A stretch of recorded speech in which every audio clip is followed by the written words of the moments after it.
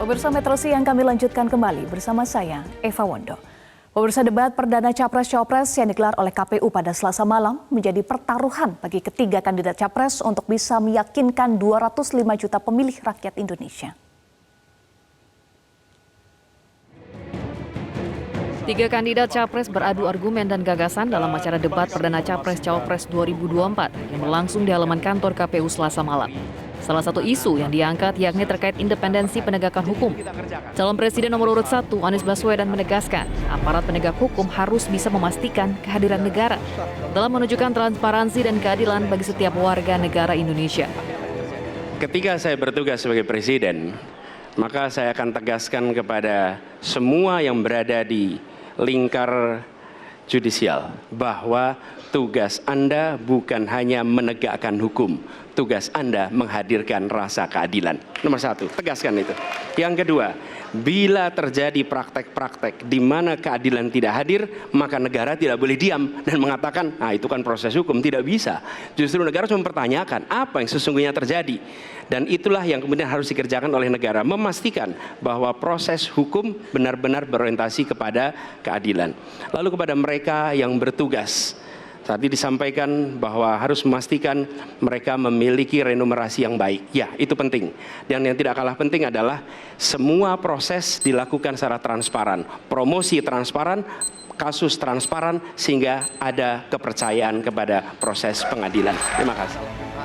Selaras dengan apa yang disampaikan Anies, calon Presiden nomor urut 2 Prabowo Subianto menilai dengan menjaga kualitas hidup para hakim dapat mencegah penyelewengan jabatan dan intervensi penegakan hukum.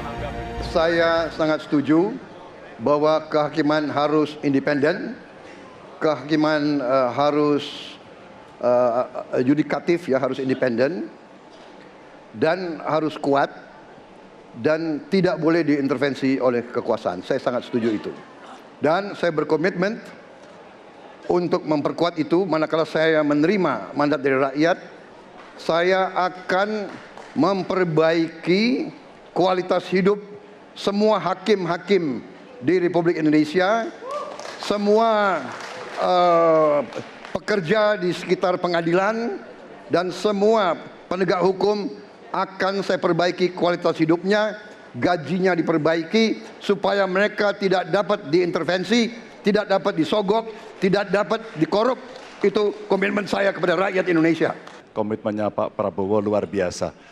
Tapi dalam konteks kekinian, saya terpaksa, ini mohon maaf Pak, ini terpaksa sekali saya harus bertanya, apa komentar Pak Prabowo terhadap putusan MK yang melahirkan MK itu? Itu aja. Saya kira mengenai Mahkamah Konstitusi, aturannya sudah jelas. Kita juga bukan anak kecil, rakyat kita juga pandai, rakyat kita lihat, rakyat kita tahu. Mas Ganjar, kita tahulah ya bagaimana prosesnya, ya. Yang intervensi siapa? Ya kan?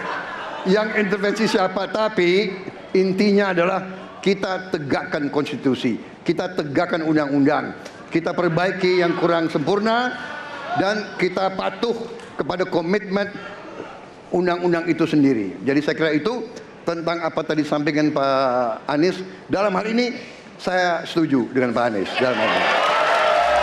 Berbeda yang membuat masyarakat. Menanggapi berjalannya acara debat perdana Capres 2024 Selasa malam, Titi Anggraini menilai performa dan argumen yang disampaikan para kandidat akan menjadi tolak ukur pemilih dalam memberikan suara di pencoblosan bulan Februari mendatang. Pemilih akan mulai menimbang-nimbang ya dari performa debat ini, dan kemudian itu akan makin mendalam pertimbangan itu dengan debat kedua Cawapres, debat ketiga Capres kembali, debat keempat Cawapres, dan pamungkas debat penutup. Dari Jakarta, Tim Liputan Metro TV. Jelajahi cara baru mendapatkan informasi. Download Metro TV Extend sekarang.